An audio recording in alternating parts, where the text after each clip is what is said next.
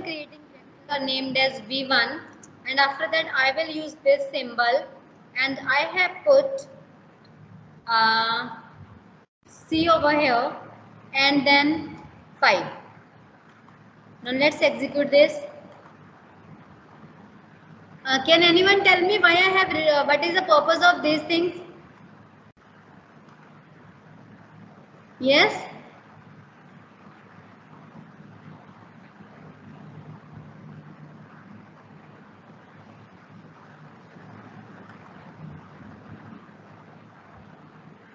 Just a minute.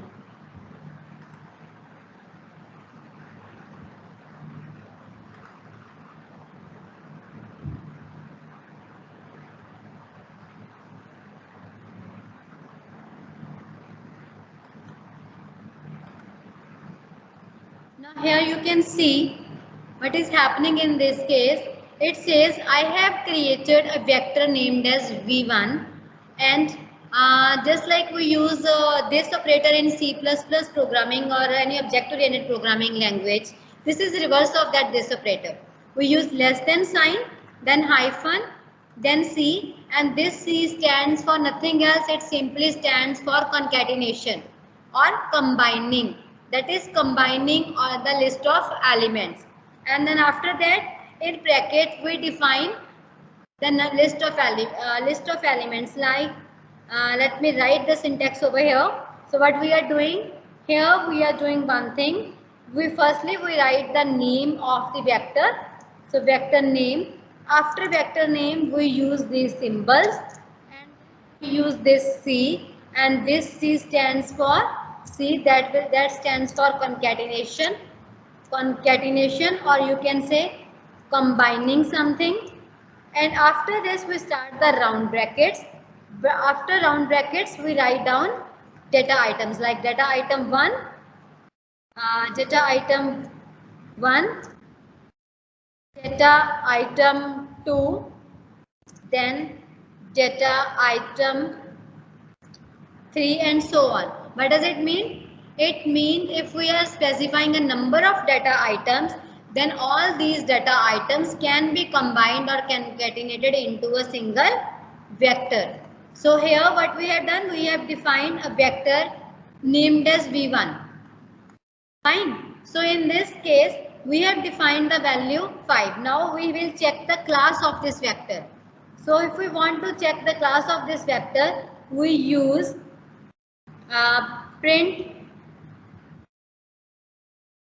But we need to print, we want to print class. Class is data type for that vector. So we use class. After this we specify the variable name whose class we want to present. So we will run it like this. Now see, it has shown it as numeric. Now we were discussing if we can use L. What is the purpose of using L? So now let's create another vector named as v2, and in this v2 vector use C for concatenation, and along with 5 just type capital L. So when you are doing this thing, let's create this vector named as v2. Now you can see the vector has been created.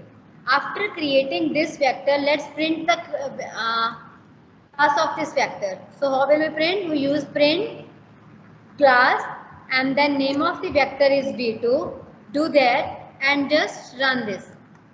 Now here you can see when we wrote this thing, that is C only 5, then the class was numeric, and when we have put L along with this 5 along with this number value, we have got the class as integer. So this is the difference between integer and the numeric value. So numeric value means it is considering a particular value as also. Now suppose let's try decimal also. For that let's create vector v3. When we are creating this vector v3, concatenate it as 5.2. Now I have created a vector which is accepting decimal point value. Now let's check the class of this. So for that, for checking the class, we will write print class 5.2. Now have a look at this class. It is numeric. So if you are writing any value 5.2 or simply 5 without embedding L with that numeric value, that will be considered as integer value. And if we use L, capital L along with this thing, then it will be treated as the floating point value, integer value. So in that case, this is the actual integer value. Just give me 1 second. Okay, done. Now, after this, let us move towards the definition of vector. How will you define a vector? Can anyone tell me the definition of vector? Any student who can tell me what is a vector and how a vector is different from array?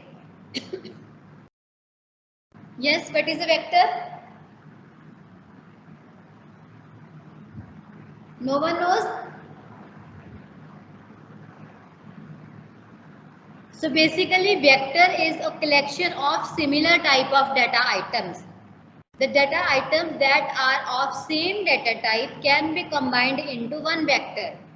And array is also collection of data items of same data type, but the difference between array and vector is that vector has no dimension. Array has dimensions. Suppose I am writing array in this form. I have array in which I am written 1, 2, 3. In the next row, I have written 4, 5, 6, 4, 5, 7, or you can give space for understanding in this. Now here you can see what is happening in this case. Here we are defined an array. This is treated as array. Now let us say we are having 1, 2, 4, 5 values. It means this is a 2 by 2 array. So the dimension have been given for this array, and that dimension is 2 by 2 array. That's what we say n by n array. But whenever we are talking about a vector, then vector has no dimensions. Vector is free from all the dimensions. Vector is dimension free. So let's verify whether it has dimension or not. So we have created vector v1. So let's check. Its dimension. I have written the function dim v1, which will display the dimension of the vector. Now you can see the message it is showing is null. It means vector v1 has no dimension. Let's check for v2 also. We are having next vector we created with decimal value was this vector b2. Check for b2 also. Dimension of b2 again here we can see it is again null. Now let's check dimension of b3 here. So here again you can see it also has null dimension. So we can see the vectors are free from dimensions. Vector don't have any dimension. Now we discussed in the definition that a vector is collection of same type of data items. So let's verify if whether I can create this type of vector or not. Let's create vector v4, and in this vector v4 I am putting some values like 1, 2, 3, some number values. After putting these number values, I have started putting character values. Red, then let's say blue, then next is green. And let's check for this.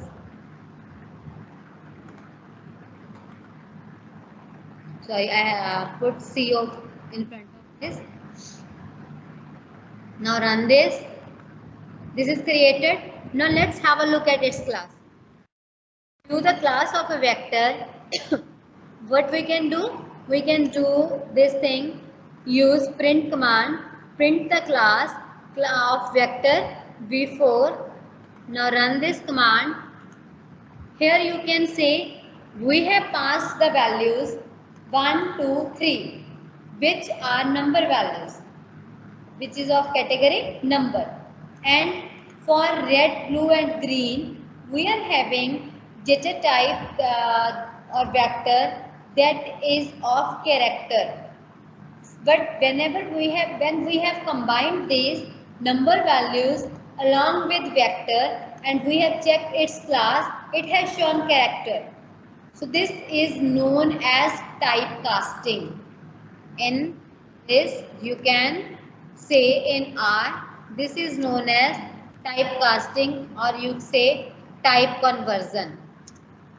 So if mixed data type has been given and along with these characters, then the R will automatically convert the data type of all the elements to character values. So we will be able to see the character values. Now let's try to print this vector v4.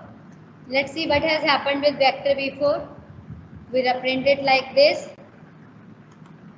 Now here you can see we passed 1, 2, 3 as number values and in the output after the type conversion what has happened, it has shown them with the value in the double quotes. It means it is treating it as a character. So by default if you are using a vector in which you are entering different data types like number and character, then automatically type conversion will be done and by default the type conversion will be done into character only. So if you see you want to check the dimension of this, so see the dimension will again be null in this case. So right here the dimension will be in this case of v4, it will again be null. Now here you can see dimension of 4 is also null. So similarly let's try for Boolean values also, we can use Boolean values.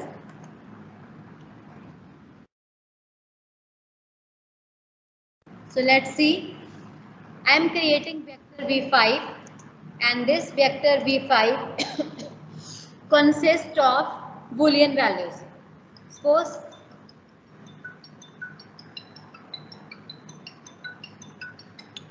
I am using true, comma. So what it is showing?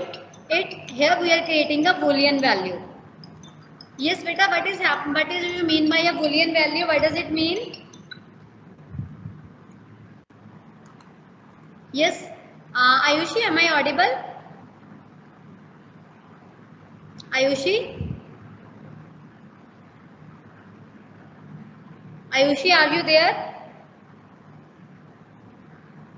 Rishabh?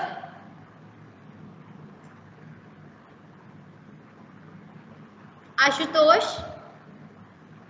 Yes, Ashutosh? Yes, ma'am. Am I audible, beta? Yes, ma'am, you are audible. Now screen is properly visible, na? Is there any issue with the screen now? Is it fine now? Yes, ma'am, it's visible.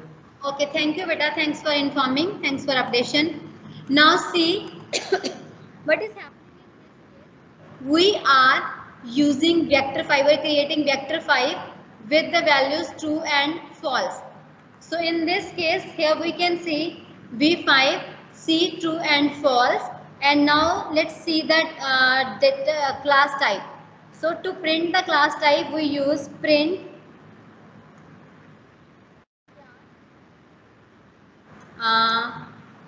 v5. Sorry.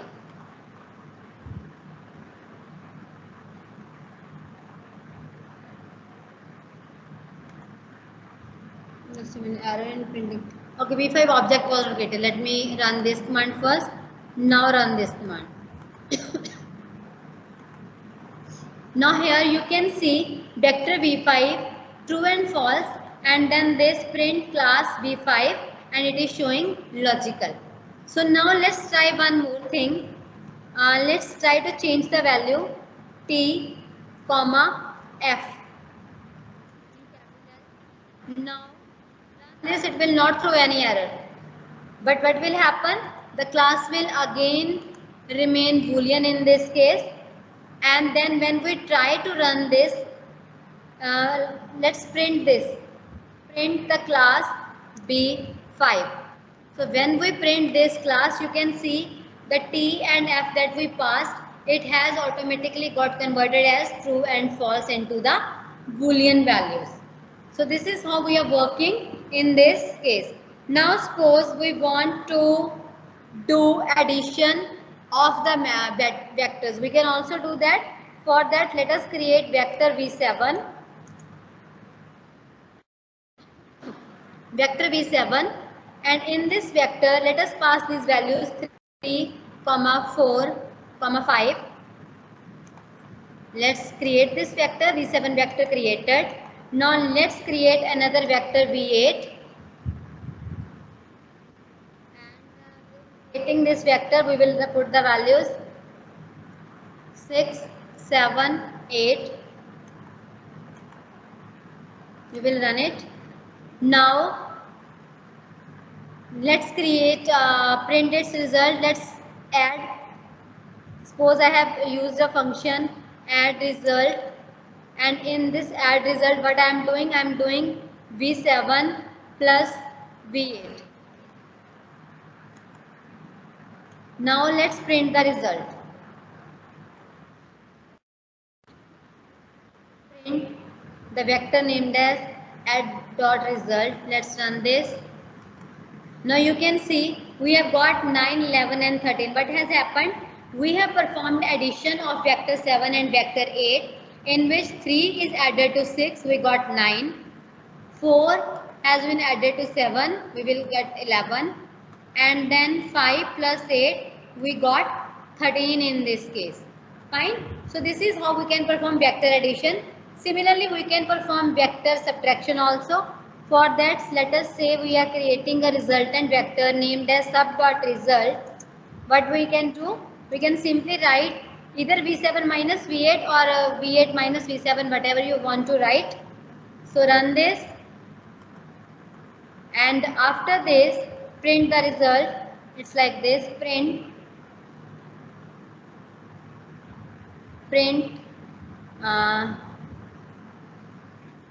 sub dot result.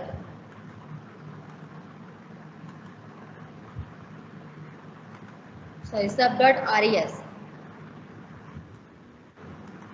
Yes.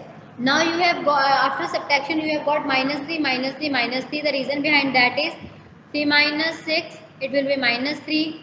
4 minus 7, it will be minus 3. 5 minus 8, it will again be minus 3. If we have performed the subtraction like v8 minus v7, then it could have been given positive result. Now if we want to try for multiplication and division, then you can also do that.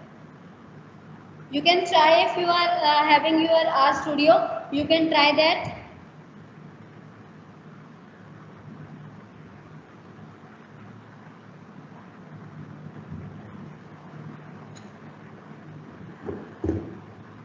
So nothing to do, simply use any function name. I am using mul.result as a function, then 7 into perform multiplication, run this. We will be using simply arithmetic operators. Nothing else we need to do. Now print it mul.result. So you can see the multiplication result has been printed. Fine. So this is the way how you can perform multiplication and division. And similarly you can perform division also. Now let's do one more operator. Suppose if we want to print numbers from 1 to 5, how can we print? Let me name a vector as v9. We have two options. You can write c, 1, 2, 3, 4, 5. We will create this vector. Vector created. After this, print the vector 5. Sorry, not v9. We have to print v9. v9. It will show the sequence like this. Another option is you can define it with the help of this v10 vector, let us say. And for this, you can omit columns. So you can say C in bracket, you can write 1 colon 10. It will print the series starting from 1 to 10. Now print V10.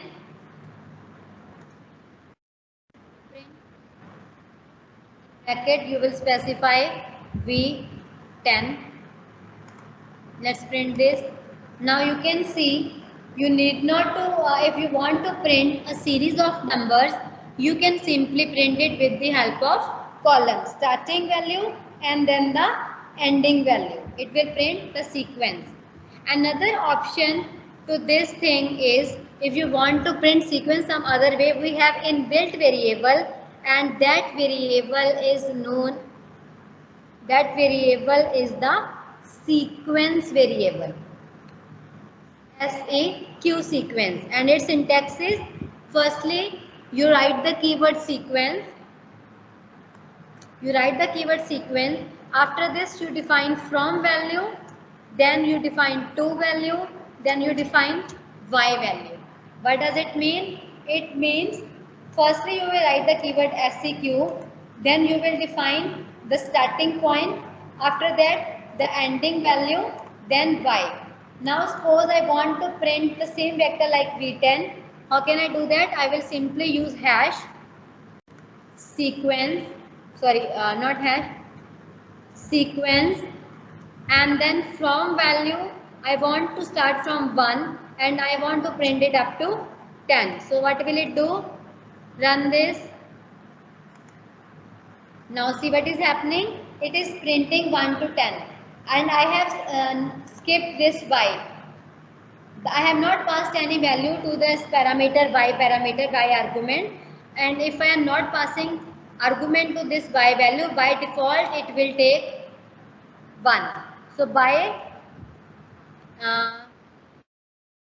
default value of y is 1. If you don't specify, it will be taken by default as 1. Now let's try if I want to print even numbers between 1 and 20. How can you print? You need not to write a lengthy program. You can do simply write the keyword sequence and then define the starting value. Suppose I want to start with 2 even numbers, because even number starts with 2. So 2, and then next is I want to print the even numbers up to 20 and I want the sequence to be incremented by 2 because it will print even numbers. So let's run this. Now here you can see it has printed even numbers starting from 2 up to 20. 2, 4, 6, 8, 10, 12, 14, 16, 18 and 20. Now you all should try to print odd numbers. How will we print odd numbers? Try to write the code and let me know. You can write in on your RStudio also. You can try that and let me know.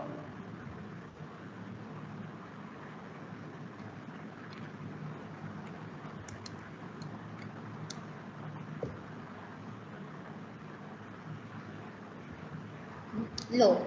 So let me tell you, whenever we are talking about odd numbers start with 1. So put the sequence starting value from 1, then 2 value. Let's say we want to print between 1 and 20, so the last will be 19, and then we will stop up to by incrementing 2. So print this. So it has printed all the odd numbers 1, 3, 5, 7, 9, 11, 13, 15, 17. Now let's try another way. If I say 1, 20,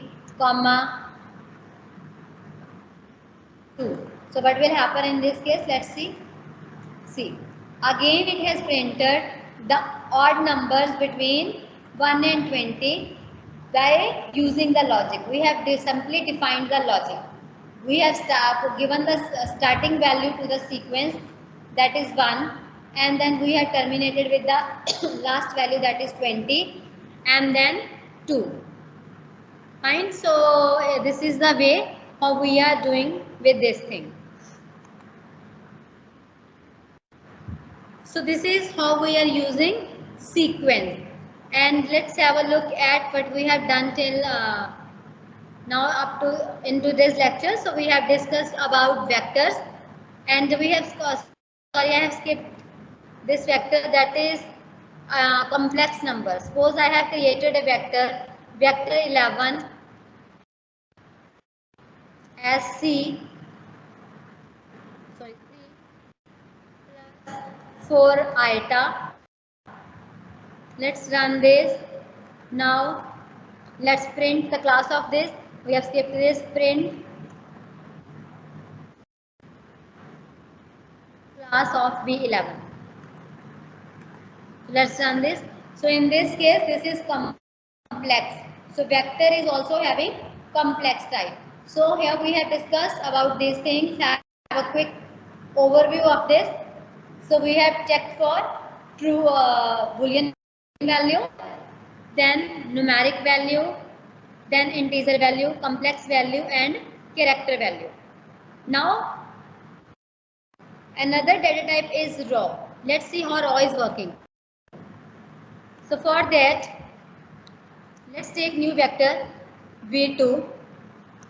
In this suppose we want to specify char to raw, and in this suppose I am passing A, B, C, D, E. Now let's run this.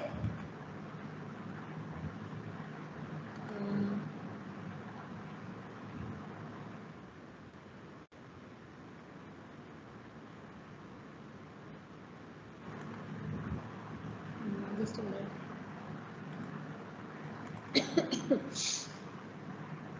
We have skipped this thing. Sorry, in inverted commas.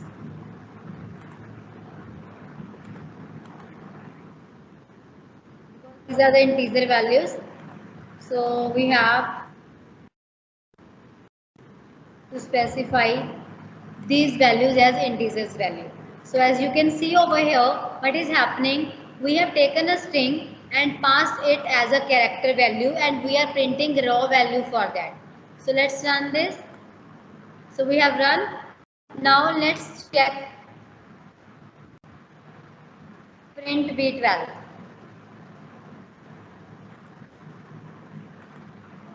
Now see here what has happened.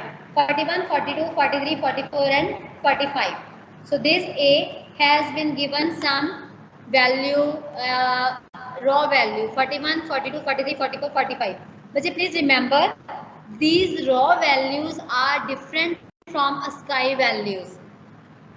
These are not the values. You can't say कि for A some ASCII value is printed or for B some ASCII value is printed likewise. No, nothing like that has happened. It means simply for a particular value, it is printing some raw value. Similarly, we can do the vice versa of that. We can create another vector V13. In this V13 vector, let us do conversion from raw to, and we are specifying raw to char, we will be doing reverse of this like this. Fine. Suppose we have taken the result into a variable like this h, raw to char, h will be done exactly reverse of this. So here we are considering v12. So what we will do? We do reverse like this. Now let's print this v13 vector. Print v13. Let's run. So here you can say reverse is also possible. So for any character value, we can print the raw value for that character. At the same time, for the raw value, we can print the character value also. So this is the function, inbuilt function, character to raw and raw to character. But remember, these are not the ASCII values. These are the raw values, as you can see in this PPT also. Here, have a look at this. We were having under vector, we were having integer, we were having logical, numeric, complex, character and raw. So under vector we are having 6 sub data types. So let's go back to our R Studio and this thing presentation. So we have done this, vectors, we have done all these conversions and we have created this vector. Now we are left with matrix. Now similarly we can create matrix with the help of concatenation. What we need to do, we need to give some variable name and that will be the name for a matrix. After that we will not use the sign less than equal to, because that sign is used in vectors, but when we are creating matrix it is in the different way. In that matrix we use the equal to sign, equal to matrix and then concatenation and the matrix that we want to display. So let's try this also. Let's create M1 vector equal to, use the keyword matrix, and inside the matrix concatenate the values that you want to concatenate: A, comma, B, comma, in inverted code C, comma, inverted codes D. Let's take 6 elements and then F. Now let's execute this command. Now matrix has been created. Now let's print the matrix. Print M1. Here, this is the vector that has been displayed: A, B, C, D, E. Now you can see by default the matrix is presented column wise. One column has been presented rather than one row. So this is the thing that happens whenever we take this matrix. It is printed by default column wise. Now we have option to this thing. Here we can do, by default it is column, but if you want rows then we can define, change the sector like this by row wise. Now here you can say, let's try. Let me make some space and it becomes more visible. Now let's create vector M2, use matrix and then C. Let's concatenate the values: A,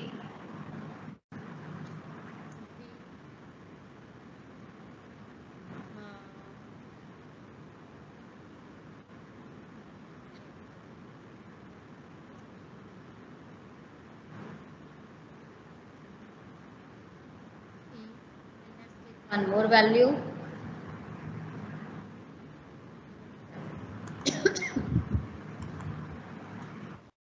Now here you can see this is the matrix that is created. We can edit the matrix. Let's do n row equal to 1. Let's print this. Let's run this. Now print this matrix.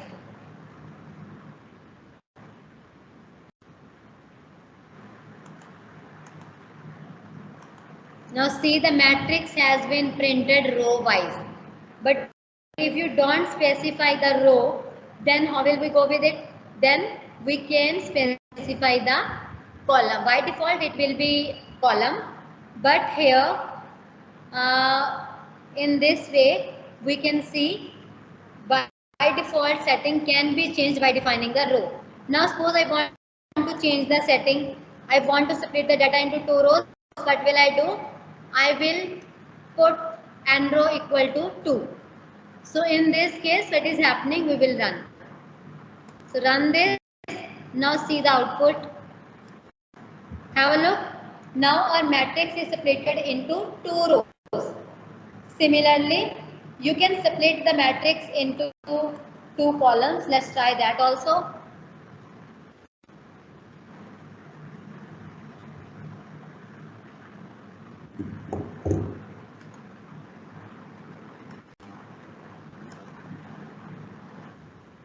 Let's change into n column setting.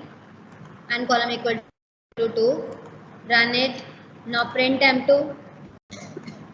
See, it has been separated into this thing, that is 2 by 2. Now suppose we want two columns. Any type of setting you can do by rows and columns. It's as per your requirement. Suppose you want 3 rows, you can specify and row equal to 3.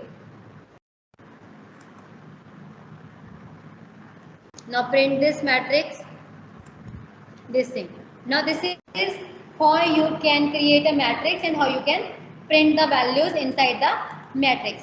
So this is a thing that we have done, and we have created, firstly we created a matrix like this, then we printed the matrix. We can print matrix of numeric type also, then we can print that. Then after that, and row equal to 2, we printed matrix, and column equal to 2, we print that matrix also. And then this thing, and row equal to 2 and row and column equal to 2. It means, suppose we are having 6 elements at 1, 2, 3, 4, 5, 6, and we want 2 rows and 3 columns. Fine. So what it has created, then we have defined 2 rows and 3 columns. Our data is separated in among 2 rows and 3 columns. You can also do this thing, and row equal to 2 and column equal to 3 by row equal to 2. It will change the values like this. So if we are saying by row, it was by column. By default it was by column. Anything you are doing in matrix by default is by column, and if you want to change it up the based on the settings of row, then you have to specify it by row. Then similarly you can transpose the matrix. If you want to transpose the matrix, you need not to do a lot of things. You can simply say write print T and M6. Like let's try over here. Print T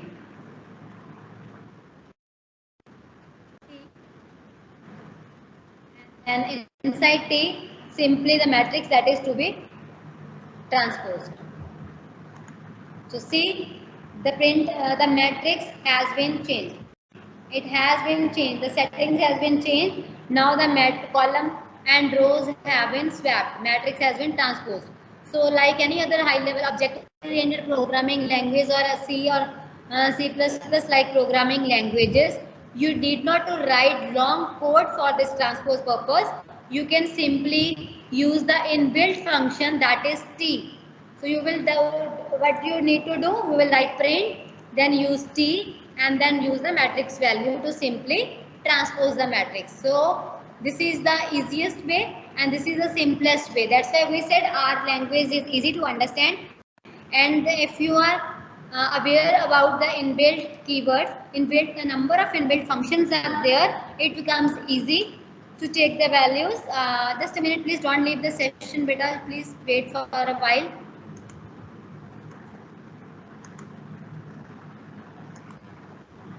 So in this way, you can use the matrix thing. So in today's lecture, we have discussed, in today's lab, we have done some brush up exercises for our language first unit.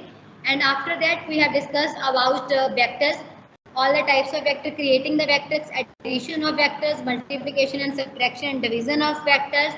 And after that, we discussed about matrix, how we can create a matrix, how we can by default the matrix settings are column wise, how you can change from column wise to row wise, and after that how you can set the rows and columns within a particular matrix, and then how you can transpose the matrix. So we have done these few exercises. So meantime, now I hope you will do practice of these exercises. So when you will do self practice, then more points will be clear to you. So in the next lab, come with your doubts about those topics that we have done today. So we will be doing a doubt clearance session, then we will continue with the next topic. So thank you, beta. Thanks for